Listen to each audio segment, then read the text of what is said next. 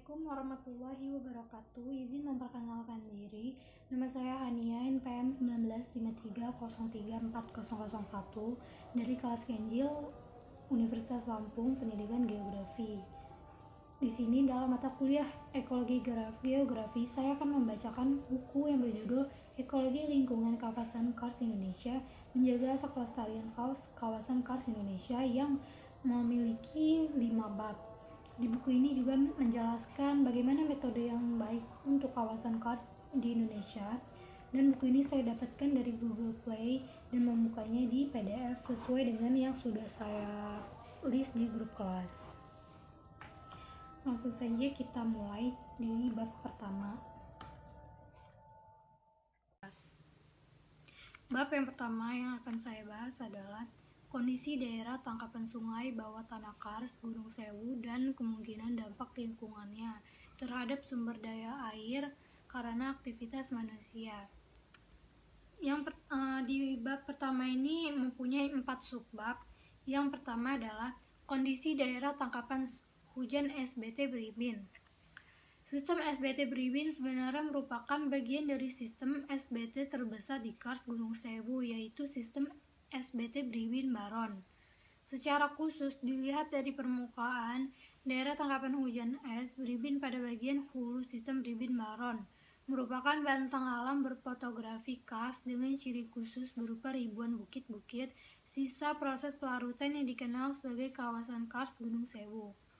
Sebagai salah satu kawasan kars di Indonesia, Gunung Sewu dapat dikategorikan sebagai kars jenis terbuka, yang dicirikan oleh bentukan kars yang merupakan fenomena termasyhur dari topografi kars yang sangat khas berupa conical hills yang tidak terjadi perubahan perilaku waktu tanda terhadap hujan puncak pada puncak debit mata air maupun SBT.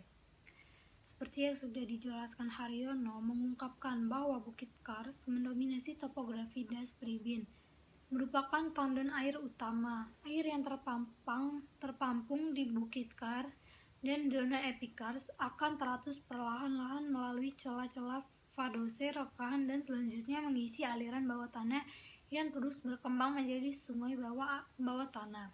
Oleh karena itu, mata air ataupun sungai bawah tanah di das Beribin akan mempunyai waktu tunda setelah kejadian hujan selama beberapa saat dengan kualitas kimia air yang relatif baik. Dan yang ketiga, akan terjadinya perubahan komposisi aliran dasar atau diffuse flow dibanding aliran total. Jika permukaan Bukit Kars ditambang, maka proporsi aliran dasar terhadap aliran sungai Beribin otomatis akan berkurang. Hal ini akan meningkatkan agresivitas air tanah, terutama pada saat musim hujan. Sehingga proses pelarutan akan menjadi semakin cepat. Perkembangan lorong-lorong pada akuifer Kars akan semakin cepat dan perlebaran lorong SBT juga akan semakin cepat.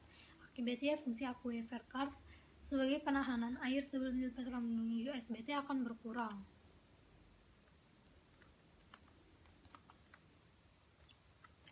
Dan lanjut ke subbab 2, yaitu peranan aliran yang bersifat lambat atau diffuse flow dan Bukit Kars.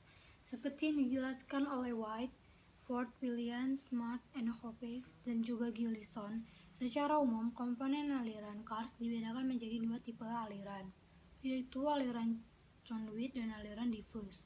Aliran diffuse mengisi SBT secara seragam dan perlahan-lahan melalui retakan. Sebagian aliran infiltrasi dan zona simpanannya di permukaan Bukit Kars. Sebagai ilustrasi, aliran tipe ini menetes dan merembet pada ornamen gua. Kemudian, aliran conduit bergerak dengan cepat dari permukaan menuju SBT melalui lorong-lorong atau sering disebut sebagai saluran terbuka. Akibatnya, jika ada masukan aliran yang besar melalui pelorongan ini, maka air di SBT akan cepat naik dan semua pencemaran dapat ikut masuk ke SBT. Dalam ilmu hidrologi, aliran dasar dikenal sebagai base flow atau aliran andalan dan berperan penting sebagai salah satu komponen penyedia air atau debit saat kemarau. Situasi yang sama berlangsung di akuifer Kars. di mana aliran difus sebagai aliran dasar mempunyai peranan yang sangat penting, sehingga SBT tidak pernah kering saat kemarau.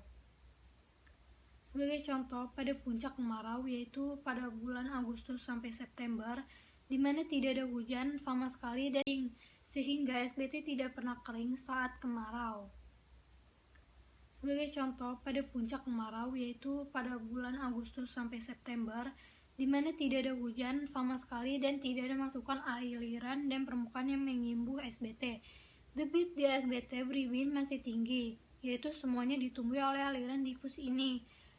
Merujuk kepada Haryono, pada tahun 2001 adalah permukaan dari bukit-bukit Kars, itulah yang berperan sebagai reservoir utama air di kawasan Kars. Dan sebaliknya, tidak ada zona untuk penyimpanan aliran conduit karena geraknya yang sangat cepat dan segera mengalir ke laut. Lanjut dengan subbab ketiga, yaitu aktivitas penambangan batu gamping di daerah tangkapan SBT Beribin. Penetapan daerah tangkapan Beribin ini mengabaikan karakteristik sistem Kars yang khas dan memungkinkan terjadinya kebocoran air keluar ataupun masuk melewati batas das. Daerah tangkapan hujan Beribin memiliki 39 gua atau vertikal dan horizontal yang sebagian besar memiliki air dengan debit aliran yang bervariasi. Di sini secara umum sifat hidrologi gua di das dapat dibagi atas. Yang pertama, gua pada aliran primer, yaitu mempunyai aliran sebagai hubungan langsung dengan aliran utama Sungai Beribin. Yang kedua adalah gua pada aliran sekunder, yaitu mempunyai aliran sebagai sub-aliran yang kemudian bergabung dengan aliran primer Sungai Beribin. Yang ketiga, gua yang tidak memiliki sistem atau belum diketahui, walaupun mempunyai air tanah, tetapi sistem perguaannya belum dapat didefinisikan. Sistem SBT Beribin sebenarnya merupakan bagian dari sistem SBT terbesar di Kars Gunung Sewu, yaitu SBT Beribin Baron. Secara khusus, dilihat dari permukaan, daerah tangkapan hujan es Beribin pada bagian hulu sistem Beribin Baron merupakan bentang alam berfotografi Kars dengan ciri khusus yang berupa ribuan bukit-bukit sisa proses pelarutan yang dikenal sebagai kawasan Kars Gunung Sewu. Sebagai salah satu kawasan Kars di Indonesia, Gunung Sewu dapat dikategorikan sebagai Kars jenis terbuka, yang dicirikan oleh bentukan Kars yang merupakan fenomena dari topografi Kars yang sangat khas berupa conical hills yang tidak dijumpai pada kawasan Kars lainnya di seluruh dunia. Di sini ada gambar sistem SBT Beribin Baron seperti ini. Lanjut. Sementara itu, menurut Aji Nurjani, daerah tangkapan hujan es atau Beribin mencakup luasan lebih kurang 55 km dan mempunyai bentuk seperti tapal kuda. Batas yang diprediksikan adalah batas topografi permukaan dengan asumsi bahwa hujan yang jatuh ke wilayah itu akan diatuskan ke Sungai Beribin. Dan subbab terakhir adalah, adakah dampak penambangan terhadap air SBT Beribin? Merujuk pada teori hidrologi Kars dan kenyataan lapangan tentang banyaknya penambangan pada daerah tangkapan sistem SBT ini, maka dapat terjadi kemungkinan sebagai berikut. Yang pertama, akan terjadi degradasi jumlah air yang tersimpan sebagai komponen Sungai Beribin karena hilangnya Bukit Kars. Sebagai suatu akuifer yang sangat berpotensi, bukit-bukit Kars dengan porositas sekunder yang mencapai lebih dari 30%. Pada zona epikars berperan sangat penting sebagai reservoir utama kawasan ini. Sementara itu, pada bagian bawahnya, SBT dengan sistemnya hanya berperan sebagai media pengumpulan pengatus atau drainage, yaitu menerima tetesan dan rembasan air simpanan air zona epikars melalui rekahan. Dapat dibayangkan berapa jumlah kehilangan simpanan air yang akan timbul jika satu buah bukit Kars sebagai suatu media penyimpanan utama air ditebas untuk keperluan penambangan. Dan yang kedua, akan terjadi perubahan perilaku waktu tanda terhadap hujan puncak pada puncak debit mata air maupun SBT. Kesimpulan dari bab 1 adalah sebagai sebuah sistem, maka SBT Beribin Baron mempunyai komponen-komponen yang terkait satu sama lain. Sebagai pemasok utama sumber daya air, SBT tentu mempunyai input atau media penyimpanan yang tentu saja dapat berkurang simpanannya jika perilaku alami penyimpanan yang merupakan bagian dari siklus hidrologi secara umum terganggu oleh aktivitas manusia. Untuk itulah, kegiatan bermotif ekonomi pada sistem ini harus dilakukan dengan penuh kehati-hatian serta dibatasi peruntukannya, karena terganggunya sistem penyimpanan dan pelorongan pada media penyimpanan batu gamping akan berakibat terhadap berkurangnya air baik secara kualitas atau kuantitas pada keluaran berupa SBT atau mata air. Dampak ini dapat terlihat setelah kurun waktu yang panjang atau singkat, tergantung gangguan yang dialami oleh daerah tangkapan airnya. Jika ini terjadi, maka degradasi sumber air karena berubahnya struktur retakan akuifer di SBT Beribin tidak akan mungkin dapat dipulihkan kembali dengan cara apapun. Lanjut ke bab 2, di sini saya akan menjelaskan yang berjudul rekonstruksi iklim masa lampau menggunakan proksi dari Stella Schmidt. Bab 2 memiliki 4 subbab. Yang pertama adalah posisi penelitian rekonstruksi iklim masa lampau dalam perkembangan penelitian geomorfologi kawasan Kars. Tema penelitian geomorfologi Kars mengalami perkembangan dari waktu ke waktu. Penelitian geomorfologi Kars dipelopori oleh Sipich dengan disertainya tentang morfokronologi Kars binarik. Sejak saat itu, penelitian geomorfologi Kars menjadi tema penting dalam kajian ilmu kebumian. Tema penelitian geomorfologi Kars berkembang dari morfokronologi, klasifikasi Kars, morfometri, morfogenesis, dan pemodelan. Dan yang kedua adalah salamage dan pembentukannya. Gua menyediakan kondisi yang stabil untuk deposisi lapisan karbonat atau kalsit dan aragonit dalam bentuk stalaktit, stalagmit, speleothems. Variasi dalam konsentrasi trace elements, komposisi isotop, dan penyawaannya material organik membentuk material kalsit yang memberikan rekaman detail yang berhubungan dengan suhu dan variasi curah hujan pada masa lampau. Perkembangan speleothem diawali dari curah hujan yang terkolasi melalui permukaan tanah lalu melarutkan sejumlah besar CO yang dilepaskan oleh respirasi tumbuhan dan hasil dekomposisi material organik dengan mencapai konsentrasi hingga dari CO hingga 10%. Air yang terkolasi kemudian menuju horizon B hingga mencapai batuan induk. Lanjut ke di sini ada gambar yang sudah dijelaskan. Yang pertama itu ada mekanisme deposisi speleothem, terus yang kedua ada eliminasi pada stalagmite, yang ketiga itu ada bentuk-bentuk stalagmite itu yang kayak gini, dan yang keempat itu ada foto lapangan stalagmite seperti ini.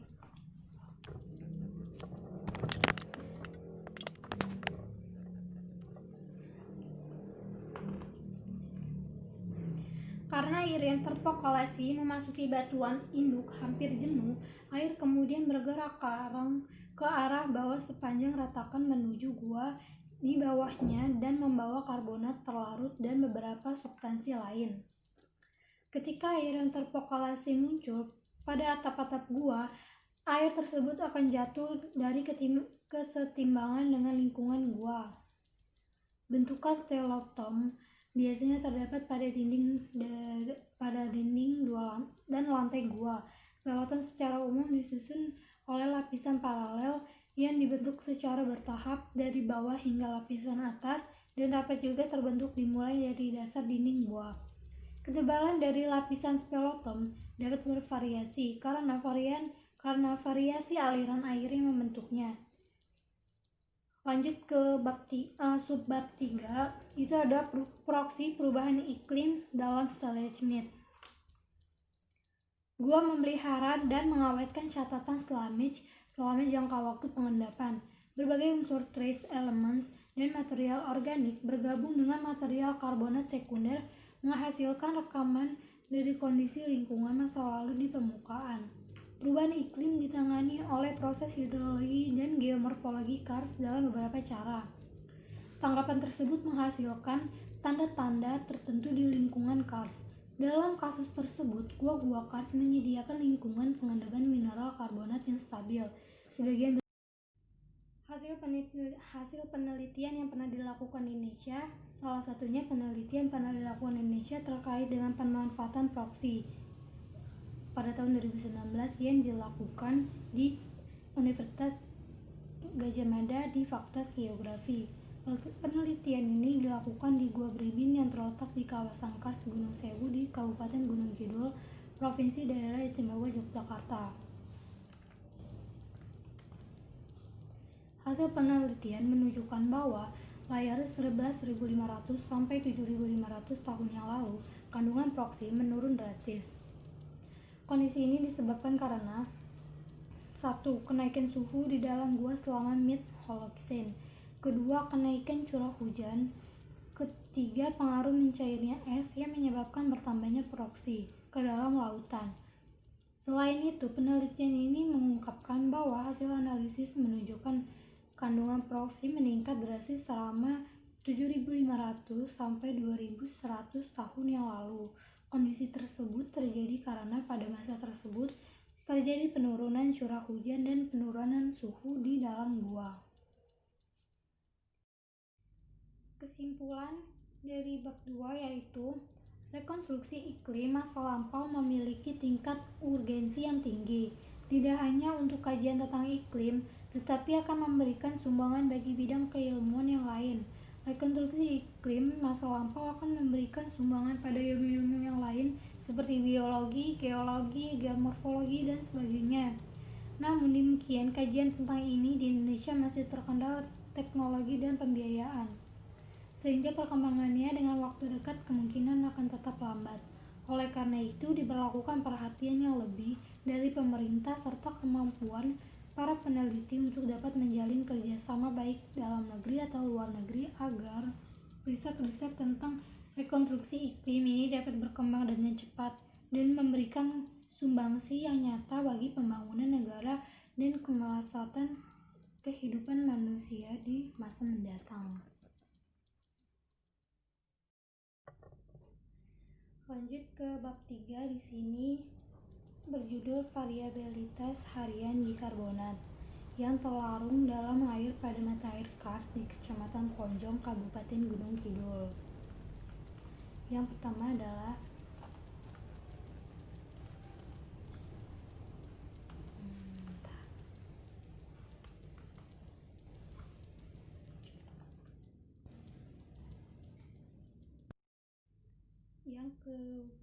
ketiga adalah bab kelemahan dan kendala penerapan metode EPIC dalam menentukan zonasi kerentanan air tanah intrinsik di kawasan Kars Gunung Sewu, Indonesia. Yang pertama itu adalah tujuan pustaka Kars. Kars merupakan istilah yang digunakan untuk mendeskripsikan suatu bentang alam atau landscape yang memiliki ciri khas dengan adanya sistem perguaan dan aliran bawah tanah yang intensif sebagai akibat dari berkembangnya proses solusional pada batuan mudah larut seperti limestone, marble, dan gemsand. Hidrologi Kars memiliki dari sudut pandang hidrologis yang membedakan antara sistem hidrologi Kars dengan sistem hidrologi lainnya. Tingkat pelarutan pada batuan dasar membuat adanya variasi tingkat infiltrasi debit aliran air tanah dan debit keluaran air tanah dari sistem Kars. Variasi kondisi dan proses hidrologi tersebut disebabkan karena adanya sifat duality of Kars yang meliputi duality of recharge, duality of infiltration process, duality of ground drought flow process, and duality of discharge process. Alford and Williams pada tahun 1989. Fluidity of recharge merupakan dua sifat atau cara air masuk ke dalam sistem akuifer, yakni melalui autogenetik atau alogenik. Autogenetik menunjukkan bahwa input air yang masuk ke dalam akuifer tersebut berasal dari kawasan kars itu sendiri, atau dapat dikatakan berasal dari air hujan yang jatuh langsung di atas topografi kars dan kemudian masuk ke dalam tanah melalui rekahan, dan sebaliknya. Duality of infiltration process merupakan kondisi proses infiltrasi yang terjadi, yakni dapat dengan cara difus, di mana air meresap melalui lapisan tanah dan zona tak jenuh, atau dengan cara infiltrasi rekonstruksi seperti melalui ponor atau sinking stream yang kemudian masuk ke dalam permukaan melalui duality of groundwater flow process, terbagi menjadi aliran lambat melalui rekahan-rekahan batuan dan aliran cepat yang melalui jaringan lorong. Dan yang ketiga ada duality of discharge process, yaitu adanya perbedaan debit mata air yang keluar. Proses pembahasan pada dasarnya disebabkan karena tipe infiltrasi difus dengan volume permeabilitas yang rendah, dan serta sebaliknya. Kerentanan intrinsik air tanah. Pengertian kerentanan intrinsik air tanah adalah kemampuan karakteristik lingkungan alam dalam mengurangi dampak negatif polutan pencemaran air tanah untuk menuju keseimbangan kualitas lingkungan. Karakteristik lingkungan alam yang dimaksud dalam seperti geologi, hidrologi, dan hidrogeologi. Meskipun demikian, hal tersebut tergantung pula pada sifat skenario polutan. Metode EPIC. EPIC merupakan salah satu metode pemetaan kerentanan air tanah yang diaplikasikan pada kawasan kars menggunakan metode sistem parametrik. EPIC merupakan sebuah metode multiparameter untuk pemetaan kerentanan intrinsik dengan respon khusus pada karakteristik hidrologi aquifer kars. Terdapat 4 parameter yang diperhitungkan dalam menentukan zonasi kerentanan air tanah, di mana 4-nya merupakan akronim dari EPIC seperti yang disajikan pada tabel 1 seperti ini.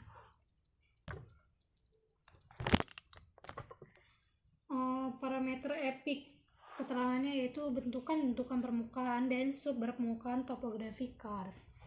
Yang kedua itu ada yang P, yaitu protective cover atau distribusi ketebalan tanah. Yang ketiga itu E, infiltration condition, di hubungan antara lereng dan perbedaan penggunaan lahan dalam sistem aliran sungai.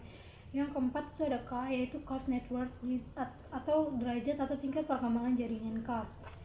Parameter E, P, dan I terbagi menjadi 14, sedangkan parameter K terbagi menjadi 3 kelas.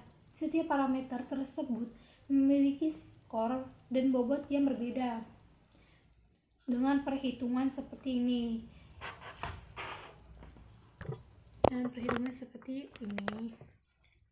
FP 3E 1P 31 ditambah 2K.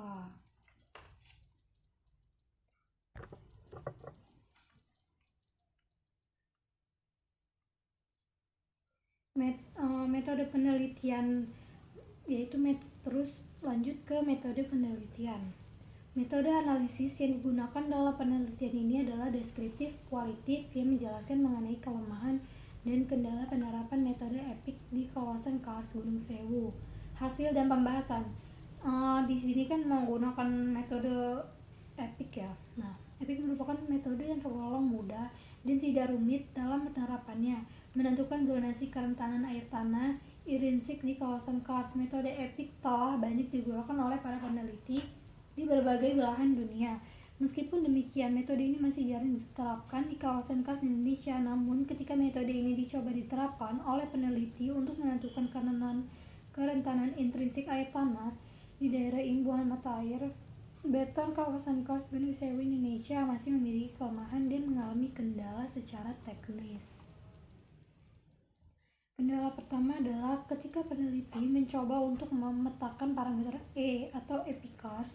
Pada dasarnya bentukan kars memiliki area luas seperti dua line, mulut gua, oval Lopology, dan lembah kering dapat diinterpretasi melalui batuan citra maupun peta topografi. Lalu ada parameter P atau protective cover, menggambarkan kondisi ketebalan tanah sebagai media pelindung dan penyaring polutan yang dibawa oleh air sebagai masuk ke sistem akuifer di bawahnya. Kondisi tanah tebal mayoritas terdapat pada cekungan tertutup seperti doline dan Pogel Ovale karena pada dasarnya lokasi tersebut menjadi tempat akumulasi endapan tanah dari proses erosi bukit-bukit sekelilingnya. Kondisi demikian menjadikan bentukan doline tidak sesuai jika dimasukkan ke dalam kategori S1 yang memiliki potensi kerentanan tinggi karena tingkat yang tebal, dan doline dapat berlaku sebagai penyaring yang baik polutan yang ada di permukaan. Kelemahan yang dimiliki oleh parameter 1 itu yaitu infiltration adalah tidak menggunakan laju inflasi tanah secara kuantitatif. Kondisi infiltrasi pada metode EPIC hanya dikelaskan atau dibedakan melalui pendekatan EPICARS. Dan lalu yang terakhir adalah pemetaan parameter K atau jaringan kars di bawah permukaan, yaitu menjadi kendala terbesar dalam penelitian menggunakan metode EPIC di daerah kajian. Eksplorasi jaringan kars bawah tanah sangat sulit dilakukan mengingat dibutuhkannya peralatan seperti geolistrik. Tracer atau georadar membutuhkan biaya yang cukup tinggi. Salah satu cara yang dapat digunakan adalah dengan mengacu pada hasil penelitian yang dilakukan oleh McDonald yang bekerja sama dengan Directorate General Project Pengembangan Air Tanah, Pemerintah Republik Indonesia, dan hasilnya dipublikasikan pada tahun 1984.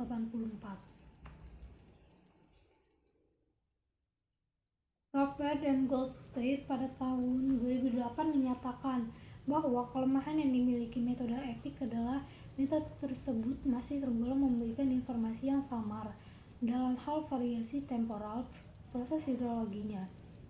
Dampaknya adalah bentukan-bentukan kars seperti sinking,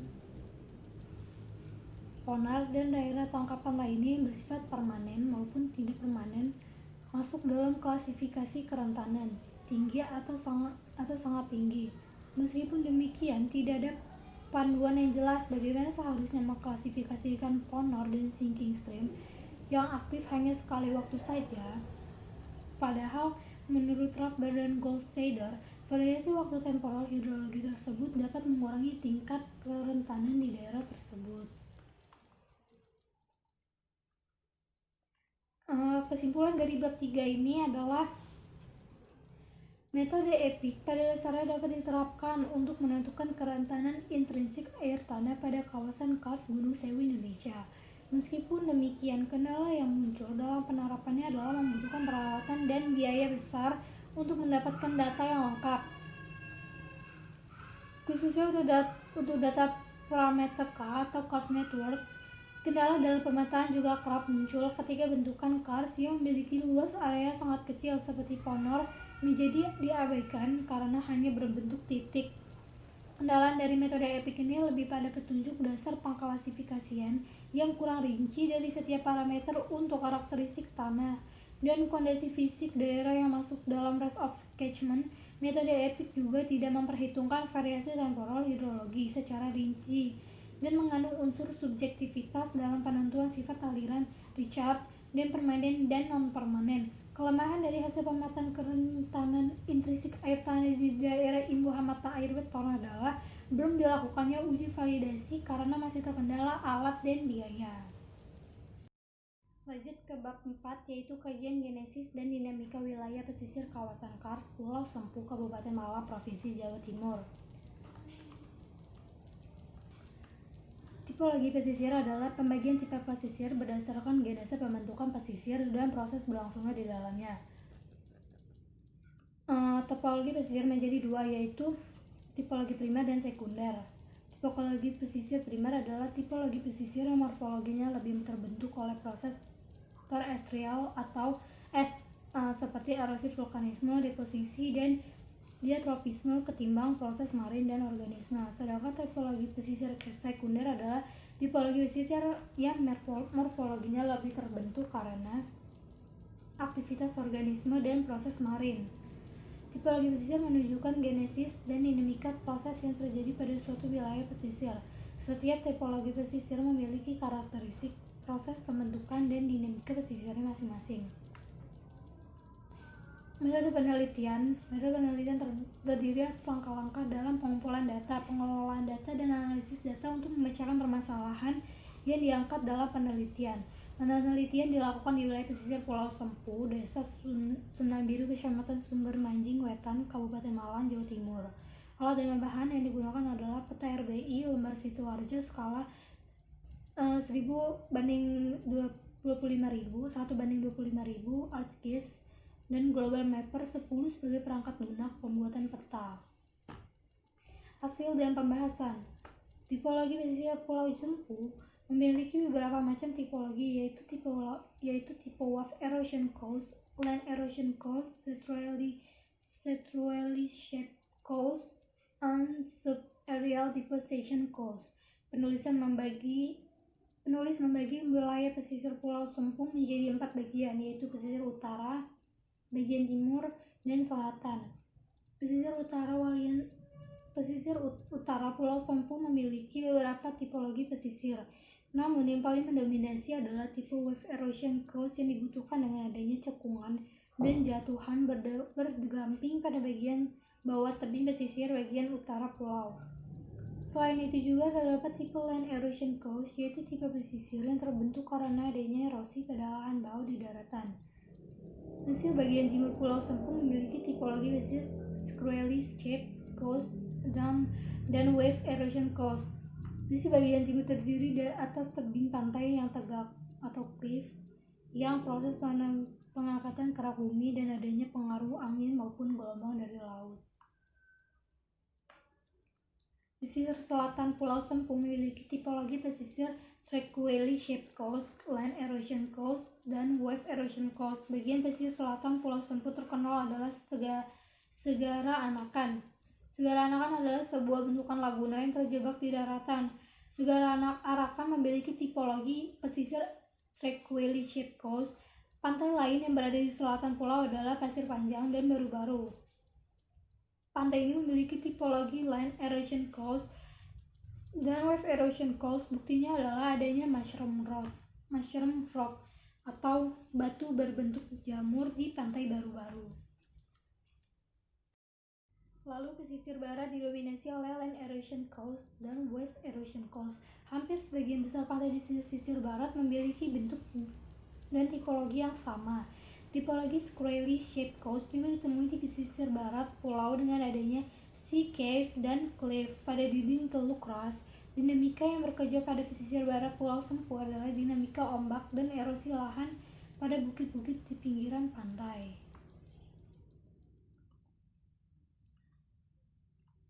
Genesis pesisir Pulau Sempu dimulai dari proses tektonik yang menyebabkan pengangkatan lempeng benua.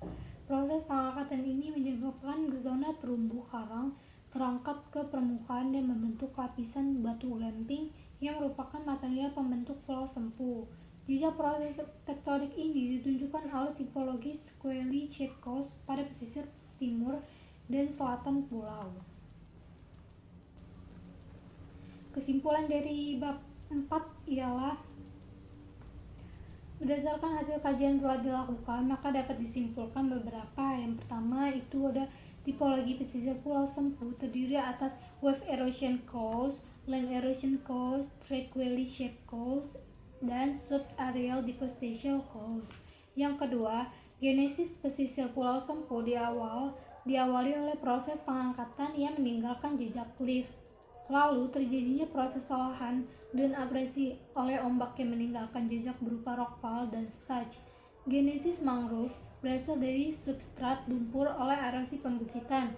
Dan yang ketiga adalah pesisir timur dan selatan Pulau Sempu didominasi oleh proses geodinamika tektonik pada masa lampau dan hidrodinamika ombak serta gelombang laut sekarang. Pesisir barat didominasi oleh morfodinamika erosi dan hidrodinamika gelombang laut.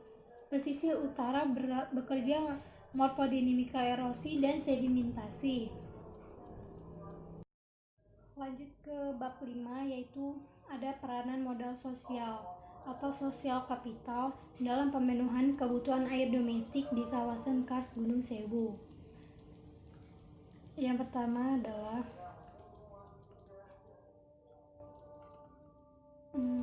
proses pelarutan batuan yang terjadi di kawasan Kars menyebabkan saluran bawah permukaan berkembang sangat intensif.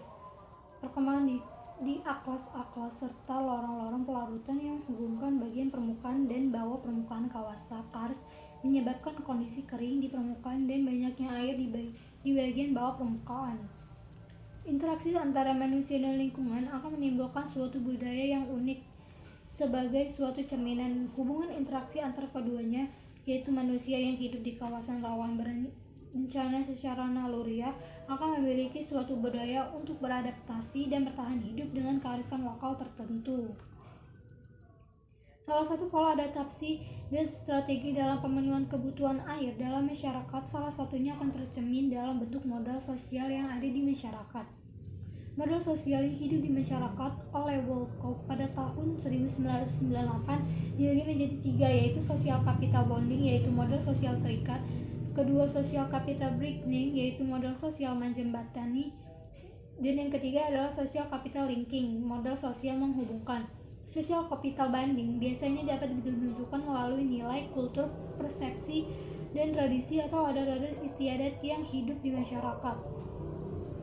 Bridging sosial kapital dalam kehidupan masyarakat berwujud institusi maupun mekanisme yang berlaku di masyarakat dalam rangka mencapai tujuan bersama. Social bridging yang dimaksud dalam modal sosial berupa ikatan sosial yang timbul sebagai reaksi atau berbagai macam karakteristik suatu kelompok. Metode penelitian pada bab 5 ini yaitu mengumpulkan data yang digunakan dalam penelitian ini dilakukan dengan wawancara mendalam dengan beberapa tokoh masyarakat atau key person di wilayah penelitian. Penentuan key person dilakukan berdasarkan survei pendahuluan yang dilakukan sebelum melakukan in-depth interview. Hasil wawancara kemudian dianalisis secara deskriptif kualitatif. Hasil dan pembahasan. Bentuk sosial capital bonding dalam pemenuhan kebutuhan air di Dusun Gemulung berupa tradisi gotong royong, kegiatan mengolah mata air dan kearifan lokal dalam upaya penghematan air. Tradisi gotong royong dalam pengolahan sumber air yang terwujud dalam kegiatan bersama masyarakat dalam membangun instalasi saluran air bersama, pembangunan jalan menuju mata air, dan bangunan pelindung mata air. Tradisi gotong royong di dalam masyarakat di Dusun Gemulung ini menunjukkan adanya kerjasama dan saling percaya di dalam masyarakat. Pengelolaan mata air di Dusun Gemulung dilakukan dengan membuat tangga menuju mata air dan bangunan pelindung mata air. Mata air di dusun ini terletak di daerah lembah yang merupakan runtuhan sungai bawah tanah, sehingga terbentuk resurgence untukkan yang telah dibuat menggunakan masyarakat dusun ini dan dusun Wedyu Utah untuk mengakses mata air ini. Kondisi ekonomi masyarakat yang didominasi oleh petani dengan menghasilkan rendah menyebabkan masyarakat di Dusun Gemulung tidak mampu untuk memasang instalasi atau Metode penelitian pada bab 5 ini yaitu mengumpulkan data yang digunakan dalam penelitian ini dilakukan dengan wawancara mendalam dengan beberapa tokoh masyarakat atau key person di wilayah penelitian. Penentuan key person dilakukan berdasarkan survei pendahuluan yang dilakukan sebelum melakukan in-depth interview. Hasil wawancara kemudian dianalisis secara deskriptif kualitatif. Hasil dan pembahasan. Bentuk sosial capital bonding dalam pemenuhan kebutuhan air di Dusun Gemulung berupa tradisi gotong royong, kegiatan mengolah mata air dan kearifan lokal dalam upaya penghematan air. Tradisi gotong royong dalam pengolahan sumber air yang terwujud dalam kegiatan bersama masyarakat dalam membangun instalasi saluran air bersama, pembangunan jalan menuju mata air, dan bangunan pelindung mata air. Tradisi gotong royong di dalam masyarakat di Dusun Gemulung ini menunjukkan adanya kerjasama dan saling percaya di dalam masyarakat. Pengelolaan mata air di Dusun Gemulung dilakukan dengan membuat tangga menuju mata air dan bangunan pelindung mata air. Mata air di dusun ini terletak di daerah lembah yang merupakan runtuhan sungai bawah tanah, sehingga terbentuk resurgence untukkan yang telah dibuat menggunakan masyarakat dusun ini dan dusun Wedyu Utah untuk mengakses mata air ini. Kondisi ekonomi masyarakat yang didominasi oleh petani dengan menghasilkan rendah menyebabkan masyarakat di dusun Gemulung tidak mampu untuk memasang instalasi atau PDAM yang mahal. Kondisi ini disiasati dengan hanya memasang satu saluran PDAM untuk satu dusun. Kesimpulan dari bab 5 ini yaitu berdasarkan hasil kajian yang telah dilakukan. Yang pertama itu bentuk modal sosial di dusun Gemulung terbagi menjadi 3, yaitu sosial capital bonding, yaitu terwujud dalam bentuk tradisi gotong royong dan upaya penyediaan dan pengelolaan sumber daya air.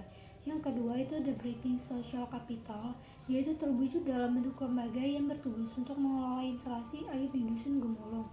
Dan yang ketiga itu linking capital, terwujud dalam bentuk kerjasama dalam pengelolaan mata air dengan dusun selain serta kerjasama dengan lembaga donor. Dan kesimpulan yang kedua adalah modal sosial di dusun Gemulung berperan sangat besar dalam penyediaan kebutuhan air domestik bagi masyarakat.